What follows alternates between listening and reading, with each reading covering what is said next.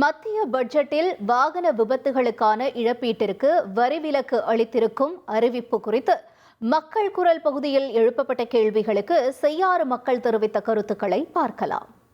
காரோ வேனோ இல்லை two வீலரோ accident ஆகிட்டு முழு தொகை அவங்களுக்கு வரும்போது திருப்திகரமான ஒரு பட்ஜெட்டில் அறிவிச்சிருக்காங்க.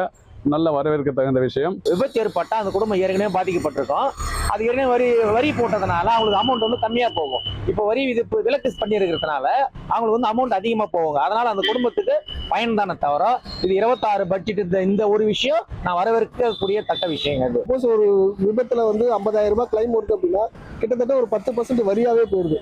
அந்த 10% வரி போயிடுச்சு அப்படின்னாக்கா அவங்களுக்கு ஒரு 40,000 தான் கிடைக்கும். ஸோ இதுல இருந்து அவங்களுக்கு வந்து ஒரு வரி இல்லாம வரும்போது அவங்களுக்கு முழுமையான தொகை வந்து மக்களுக்கு சென்றடையும். அப்படி சென்றடையும் போது மக்களுடைய பாலிசி போடுறதுக்கான ஒரு விழிப்புணர்வும் அதிகமா இருக்கும்.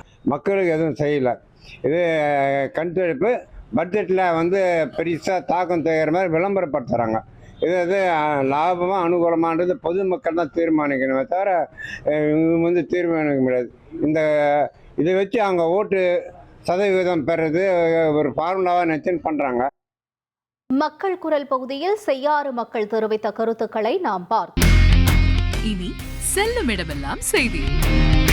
தந்தை டிவியின் வாட்ஸ்அப் சேனலை ஃபாலோ பண்ணினா செல்ல இருக்கும் இடமெல்லாம் செய்தி. இதோ QR கோட் இப்பவே ஸ்கேன் பண்ணுங்க, ஃபாலோ பண்ணுங்க.